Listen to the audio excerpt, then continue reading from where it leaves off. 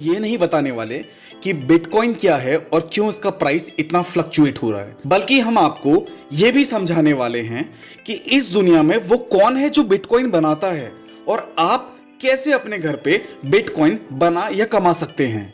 और इसके साथ में राइट टू शिक्षा की ये गारंटी तो होती ही है कि इसके साथ आप बहुत ही कुछ नया सीखने वाले हैं दोस्तों, और वो भी बिल्कुल ही आसान भाषा में।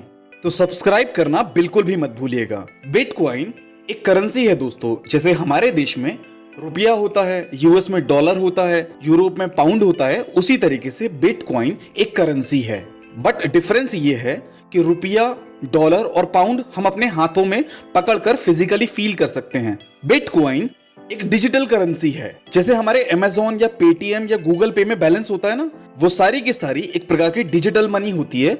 उसी तरीके से बिटकॉइन भी एक डिजिटल करेंसी है। तो सवाल उठता है कि अगर ये भी एक डिजिटल करेंसी है तो इसको इतना अलग से क्यों समझने की जरूरत पड़ रही है। अमेज़न पे, गूगल पे या फिर पेटीएम की तरह क्यों हम इसे इजीली इस्तेमाल नहीं कर पा रहे हैं। देखिए दोस्तों, अमेज़न पे, गूगल पे या फिर पेटीएम से हम जो भी पेमेंट करते हैं वो एक्चुअली होता हमारा डायरेक्टली बैंक के थ्रू है, और उसमें ये ऐप एक थर्ड पार्टी मीडिएटर की तरह यूज होते हैं। मतलब कि अगर कोई आपके अकाउंट में गूगल पे से 20,000 रुपए डालता है तो वो आइडेंटिफाई किया जा सकता है और बैंक के थ्रू पता किया जा सकता है कि आपके अकाउंट में 20,000 रुपए डाले गए थे और किस व्यक्ति ने डाले थे। जबकि बिटकॉइन से आप काफी सारी जगह पर शॉपिंग कर सकते हैं या बाकी दूसरे काम कर सकते हैं, पर दुनिया में कोई भी आइडेंटिफाई नहीं कर सकता।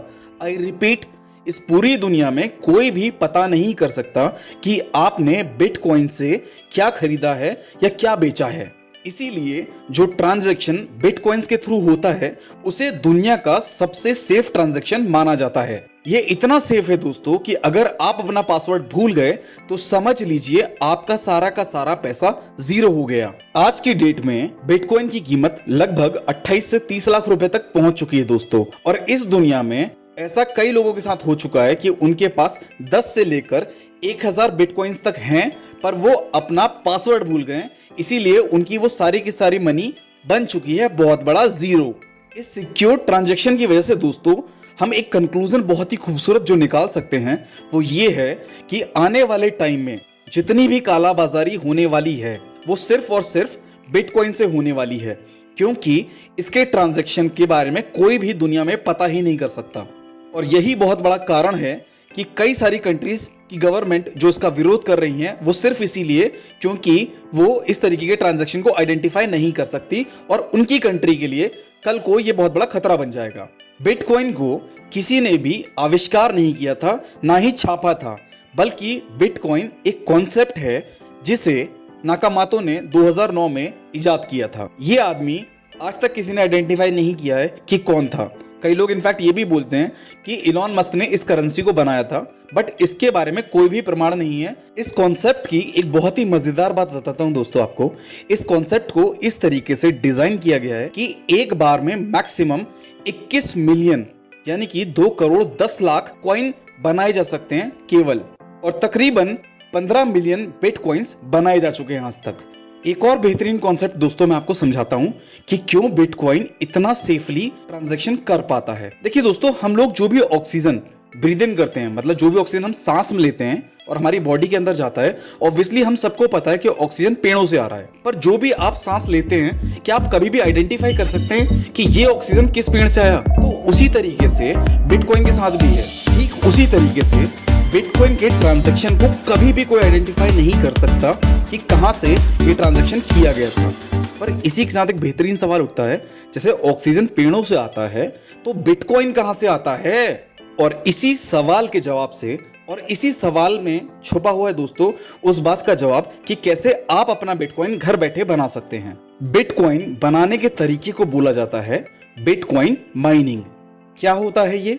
बिटकॉइन के ट्रांजैक्शन को कई सारे लेवल पे चेक किया जाता है दोस्तों कि इसमें कोई हेराफेरी तो नहीं है, और अब इस ट्रांजैक्शन को चेक करने के लिए जरूरत पड़ती है सर्वर्स की, बहुत सारे डेटा की और हाई स्पीड इंटरनेट कनेक्शन की। अब बिटकॉइन कोई कंपनी तो है नहीं और कोई छाप नहीं रहा, तो उसके लिए इन्होंने इस तरीके का मैकेनिज्म डिजाइन किया था कि आप अपना लैपटॉप, कंप्यूटर, इंटरनेट अगर शेयर कर देंगे इन लोगों के साथ और बैकग्राउंड में आपके लैपटॉप कंप्यूटर पर इनके बिटकॉइन के ट्रांजैक्शन का वेरिफिकेशन चलता रहेगा और उसके बदले दिए जाते हैं आपको कुछ बिटकॉइंस। अब सवाल उठता है कि सर अगर मैं अपना लैपटॉप रात भर के लिए छोड़ दूं इनके साथ शेयर करके तो मुझे सुबह तक कितने बिटकॉइन मिल जाएंगे। अगर हम बात करें कि कोई रात में अपना लैपटॉप छोड़ रहा था 2009 में 10 में, तो उसे बहुत अच्छा खासा अमाउंट मिल रहा था। पर अगर आज की डेट में इक्वेशन वहां पहुंच गया है कि आप रात भर अपना लैपटॉप अगर ऑन छोड़ेंगे और उसमें आपका जो इलेक्ट्रिसिटी का बिल आएगा और जो बिटकॉइन आपको दिया जाएगा तो आपका इलेक्ट्रिसिटी का बिल ज़्यादा आने वाला है। तो अगर आप इसे प्रोफेशनली करना चाहते हैं तो आपको बहुत बड़े सर्वर हायर करके इनके साथ शेयर करना पड़ेगा। उस केस में आप कुछ पैसे कमा सकते हैं। ये वो तरीका है जिस तरीके से इस दुनिया में बिटकॉइन आ रहे हैं और आप भी अपने घर से या किसी सर्वर को जनरेट करके बिटकॉइन कमा सकते हैं। जैसे पेटीएम मनी यूज करने के लिए हम पेटीएम वॉलेट यूज करते हैं, अमेजोन के लिए अमेजोन पे यूज करते हैं, उसी तरीके से अगर आप बिटकॉइन यूज करना चाहते हैं तो बिटकॉइन वॉलेट नाम की एक चीज होती है जिसके तहत आप बिटकॉइन में ट्रांजैक्शन कर सकते हैं। एक और सवाल जो लोगों के मन में कई बार आता है कि क्या बिटकॉइन लीगल है इंडिया में? तो दोस्तों आप बताइए कि क्या आपको इतना सारा कॉन्सेप्ट समझने के बाद लगता है कि इसे कोई कंट्रोल कर सकता है? बिटकॉइन को कोई भी पूरी दुनिया में कंट्रोल नहीं कर सकता, तो लीगल इलीगल और इसे रोकना इम्पॉसिबल है दोस्तों। यही बात लागू होती है कि इसके ऊपर आप टैक्स भी नहीं लगा सकते हैं, क्योंकि जिसे आप कंट्रोल ही नहीं कर सकते, जिसको आप आइडेंटिफाई नहीं कर सकते, उसके ऊपर आप टैक्स कैसे लगाएंगे? तो सवाल उठता है कि सर जब ये गवर्नमेंट कहती है कि हम बिटकॉइन को ब्लॉक कर रहे हैं तो उसका क्या मतलब है? उसका कोई मतलब नहीं है दोस्तों। इसका मतलब है कि वो कुछ नहीं कर रहे हैं, बस वो प्रमोट नहीं कर रहे हैं गवर्नमेंट बिटकॉइंस को। बिटकॉइन इतना सेफ है इसीलिए इसे क्रिप्टो करेंसी यानी कि रहस्यमय करेंसी भी बोला जाता है। एक और अच्छा सवाल उठता है कि अगर मैं बिटकॉइन खरीदना चाहता हूं तो मैं बिटकॉइन कहां से खरीद सकता हूं? देखिए दोस्तों, दो साइट हैं, यूनोकॉइन एंड ज़ेपपे। यहां से जाकर आप डायरेक्टली इंडियन रुपीस देकर बिटकॉइन खरीद सकते हैं।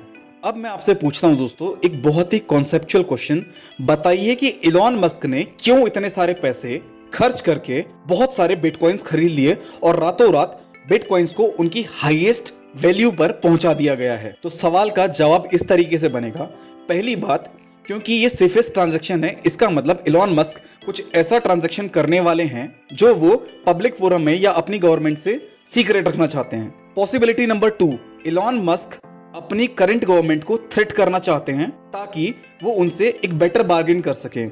और दोनों ही पॉइंट दोस्तों बिल्कुल करेक्ट है यहाँ पर, क्योंकि जिस हफ्ते में यूएस गवर्नमेंट ने उनके कई सारे स्पेसएक्स जो कि उनकी प्राइवेट रॉकेट की कंपनी है, उसके बहुत सारे जो प्रोजेक्ट थे स्पेस में भेजने के, उन्हें रद्द कर दिया है दोस्तों। और क्योंकि इलॉन मस्क इस दुनिया के सबसे अमीर आदमी हैं, बहुत पावरफुल आदमी हैं और इन सबसे बढ़कर वो सबसे एम्बिशियस आदमी हैं, तो इसीलिए उन्होंने यूएस गवर्नमेंट को थ्रेट करने के लिए, अपने प्रोजेक्ट को सीक्रेटली चलाने के लिए इतनी बड़ी मात्रा में बिटकॉइंस को खरीदा है और इसीलिए बिटकॉइंस का प्राइस अंट-शंट बढ़ चुका है। दोस्तों आशा करते हैं कि बिटकॉइन का कॉन्सेप्ट एकदम पानी की तरह हमने साफ कर दिया होगा। प्लीज हमें सब्सक्राइब करें और हमारे वीडियो को लाइक करें दोस्तों, क्योंकि हम पूरी पीएचडी करके आते हैं एक टॉपिक के ऊपर।